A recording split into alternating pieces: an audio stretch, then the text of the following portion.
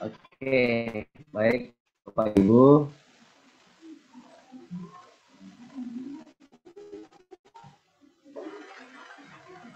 Jadi ini tampilan dari VMD. Jadi ada tiga.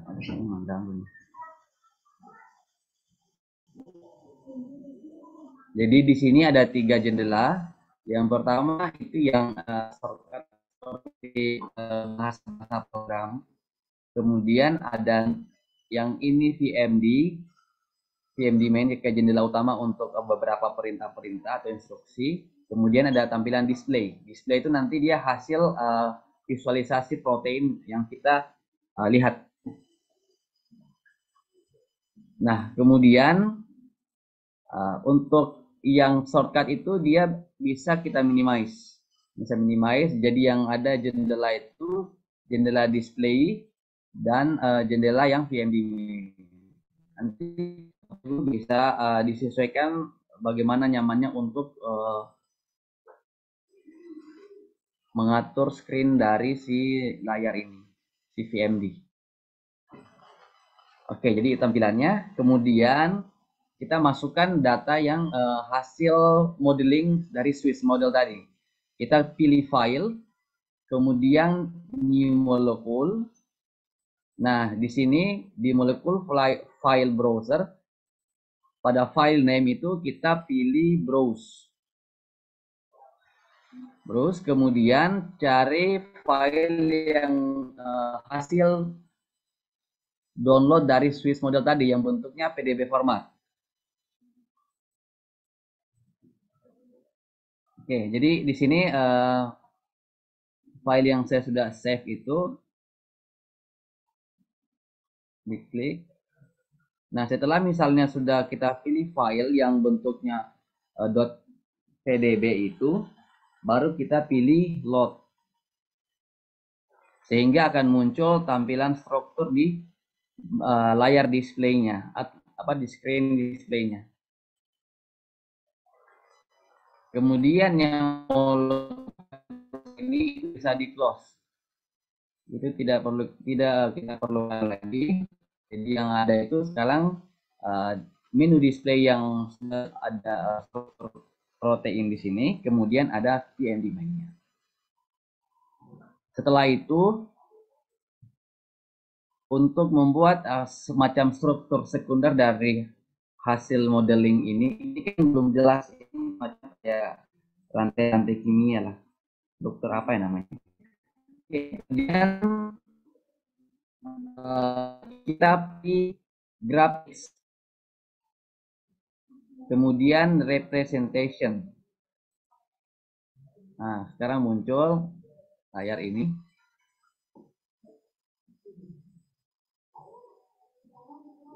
Setelah itu pada graphical representation ini di bagian bawah itu ada kolom coloring method sama drawing method. Coloring method itu bisa kita ganti misalnya secondary structure. Kemudian di drawing method itu kita pilih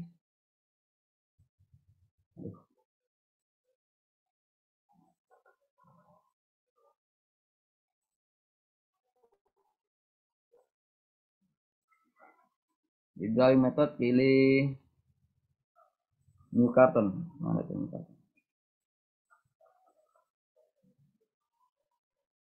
Oke, di drawing method pilih new carton sehingga bentuk dari protein itu sudah menyerupai struktur 3 dimensi. Ini di display bisa kotak-atik untuk arah sudut pandang mana untuk kita ambil gambarnya untuk menjadikan sebuah pengamatan. Kita bisa zoom juga. Kita bisa zoom tergantung dari sini data yang mana kita mau ambil atau hasil pengamatan mana yang bakal kita jadikan yang kita inginkan. Itu yang pertama. Jadi di sini kita sudah punya data untuk struktur dari 3 dimensi protein dan ini bisa kita save gambarnya. Nanti untuk cara cara menyimpan gambar saya akan jelaskan terakhir. Nanti Bapak Ibu bisa otak-atik juga di bagian coloring method sama drawing method apa yang Anda inginkan untuk struktur dari protein tersebut. Tapi ini yang saya hanya berikan pelatihan untuk yang basic saja.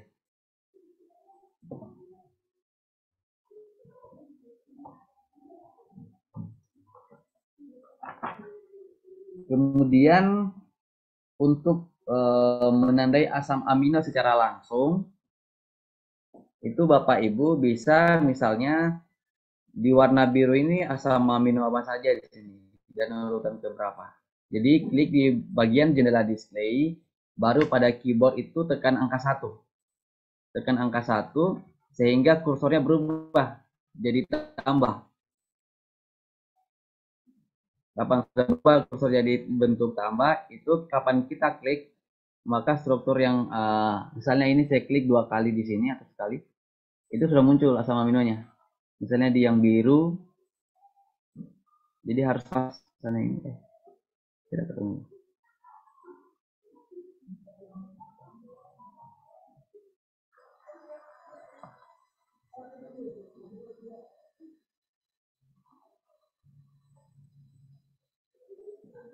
Jadi bisa ditandai langsung secara langsung dengan mengklik ada bagian asam amino kemudian tekan di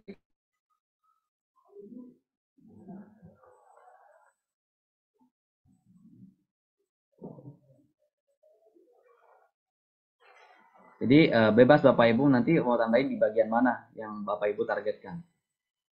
Itu untuk menandai secara langsung. Di sini misalnya ada glisin urutan ke 176 yang kita tandai. Ada juga glisin 213. Jadi itu untuk menandai asam amino secara langsung. Kalau kita mau tandai secara langsung di bagian gambarnya. Jadi tekniknya itu pertama klik di display baru tekan di keyboard angka 1. Tekan angka 1 baru kursornya akan berubah menjadi tambah. Mungkin ada teknik yang lain saya belum paham juga, yang penting yang kebiasaan di dalam saya melakukan visualisasi itu pakai teknik itu.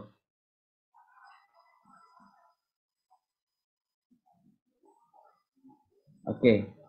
Kemudian untuk menghilangkan label atau sebelum menghilangkan lah, saya coba untuk cara untuk menandai asam amino secara spesifik. Jadi tidak kita tandai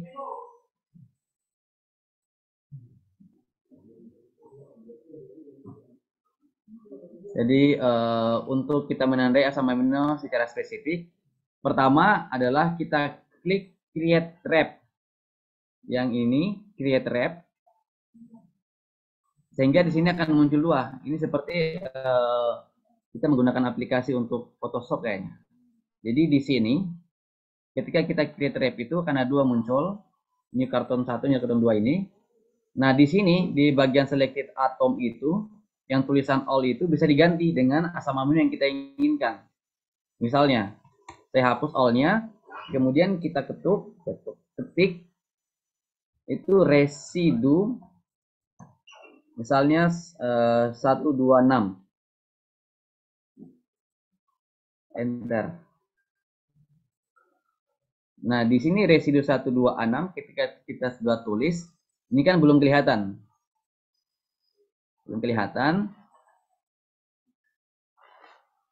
Nah, caranya adalah kita ke drawing method, kemudian pilih CPK untuk menandai asam amino yang kita inginkan. Misalnya CPK.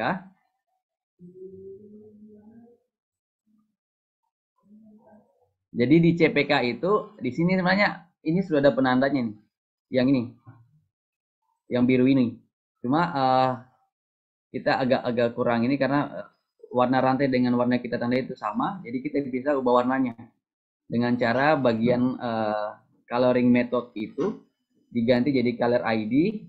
Kemudian diganti warna menjadi misalnya katakan merah. Ini sudah. Jadi di sini kita bisa tandai asam amino spesifik di 126.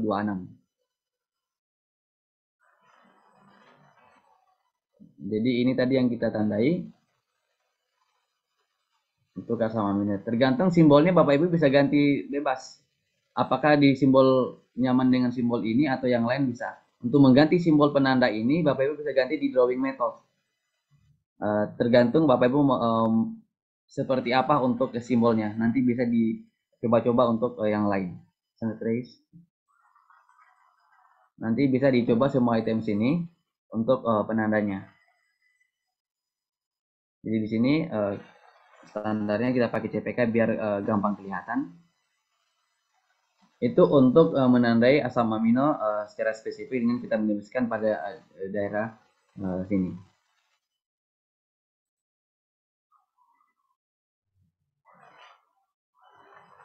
Waduh, ada pertanyaan.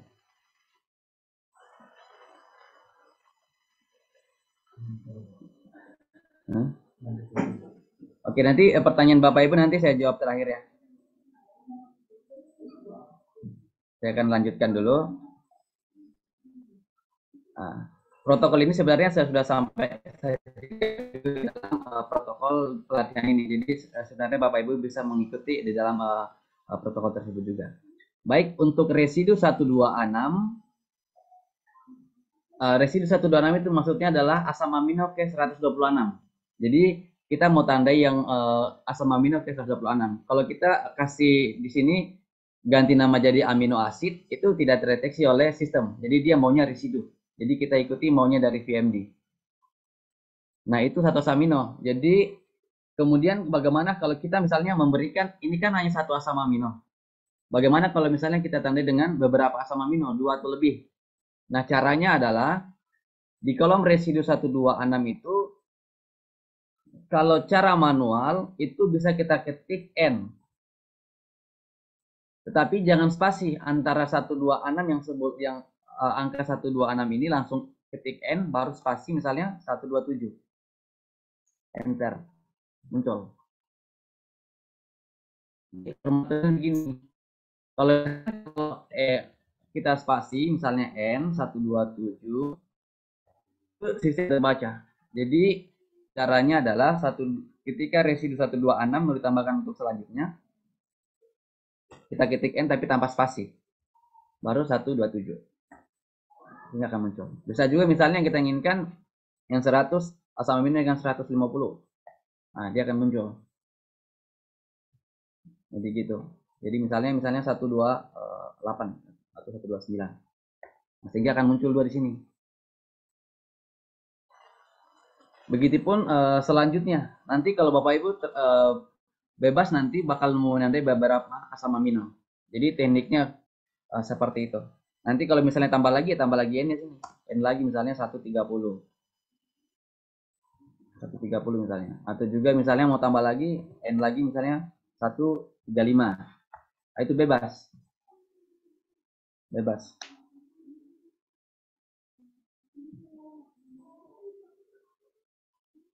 Nah, untuk ini saya coba hapus, itu manualnya. Kalau untuk versi di aplikasinya bisa juga, misalnya di sini bagian bawah ini ada selection, itu bisa pilih N kemudian tekan seperti biasa. Jadi sama saja. Nanti kita nyamannya gunakan yang mana. Kalau manual silahkan ketik, kalau tidak manual silahkan pilih N ini.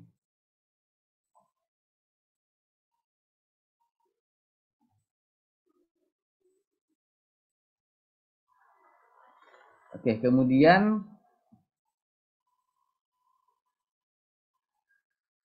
untuk mau menghilangkan label ini, misalnya ternyata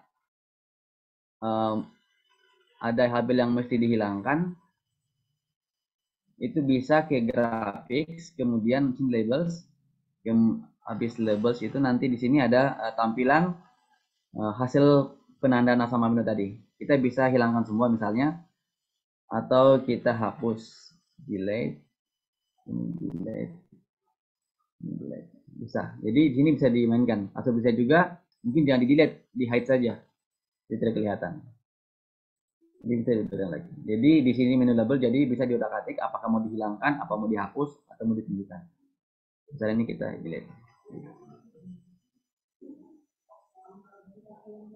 Itu untuk menghilangkan.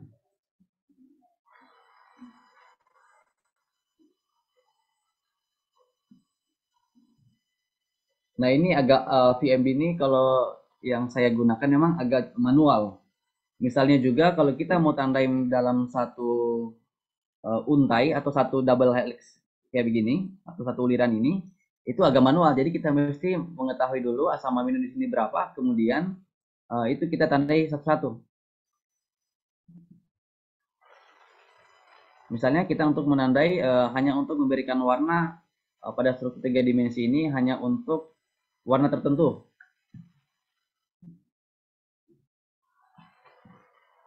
Misalnya ini kita hapus dulu. Ini delete trap. Ini color ID. Misalnya ini kita kasih silver. Ini warnanya. Nah, kemudian misalnya kita itu pengen nandai mau kasih warna hanya untuk bagian tertentu saja. Jadi di bagian colorimeter itu dikasih color ID dan warnanya kita sesuaikan halnya yang seperti yang kita inginkan. Kemudian sama kayak tadi create wrap-nya. Kemudian misalnya di sini berapa ya?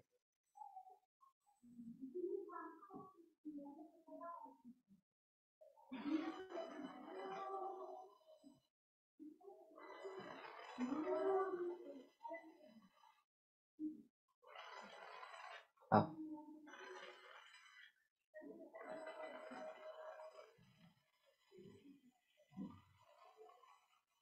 misalnya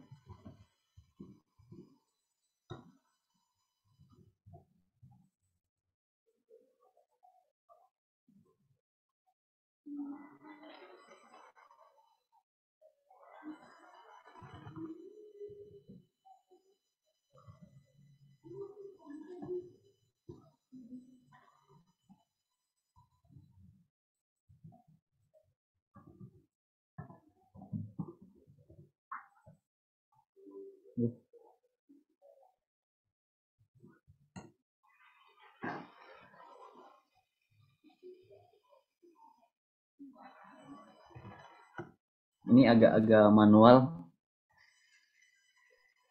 Nah, kemudian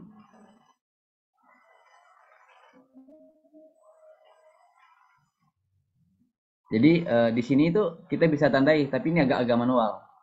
Jadi kita di sini yang berwarna itu hanya yang kita tandai, misalnya tetap posisi kayak begini cuma berganti warna. Jadi bisa dipakai metode ini. Jadi misalnya kasih merah,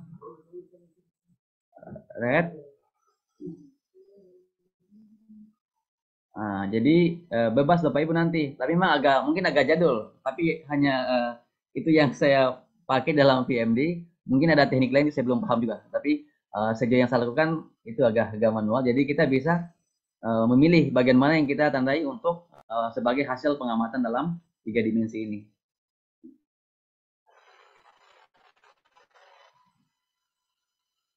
Oke, mungkin itu nanti kalau Bapak Ibu ini agak kebingungan, nanti bisa dilihat juga di protokolnya dan mungkin bisa otak-atik sendiri, saya yakin bisa karena ini hanya berbasis sistem saja, tidak akan repot. Yang penting kita sering otak-atik untuk aplikasi ini.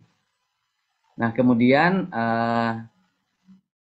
untuk save gambar atau penyimpanan gambarnya itu bisa pilih file, kemudian pilih render, kemudian di file render control itu ada beberapa item. Biarkan dia default pemilihan render ini itu snapshot. Kemudian file name itu ini kita mesti simpan di kita klik browser, kemudian kita simpan di tempat yang kita inginkan. Misalnya saya simpan di sini.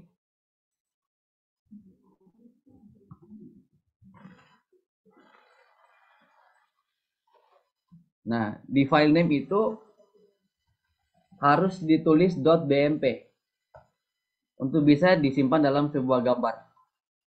.bmp kemudian save. Kemudian start rendering.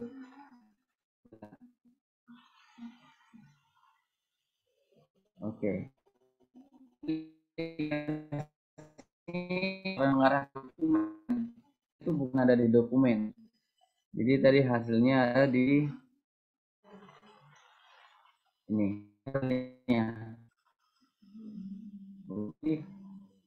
Di sini gambarnya. Nanti Bapak Ibu bisa sesuaikan. Kalau misalnya background bisa juga. Tapi Bapak Ibu otak-atik di sini. Kalau misalnya mau ganti sesuai keinginan, warnanya mungkin tidak sesuai, bisa juga Bapak Ibu ganti sesuai dengan uh, yang diinginkan. Jadi setiap gambar, setiap hasil itu kita bisa save dengan cara yang tadi. Di klik file, habis klik file render ini, kemudian ini dijadikan default saja, dan file name itu harus .bmp, baru start rendering. Jadi semua semua hasil yang ini bisa kita simpan filenya. Dia semacam pola screenshot. Screenshot. Kita mau screenshot manual juga boleh juga di laptop. Kemudian kalau misalnya Bapak Ibu mau ganti background, mungkin mau kasih warna putih atau apa bisa juga ke color. Wrap color, kemudian display background. Ini bisa dipilih. Misalnya ice blue, yellow, atau pink atau putih. Jadi bebas, nanti Bapak Ibu tinggal pilih di sini untuk warna kesukaannya atau warna yang pas untuk jadikan background. Close.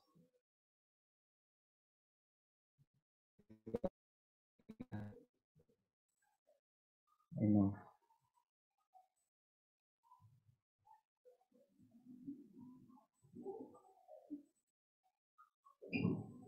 Oke, mungkin itu untuk pelatihan dasar, mungkin untuk sebagai basic saja atau untuk pengenalan.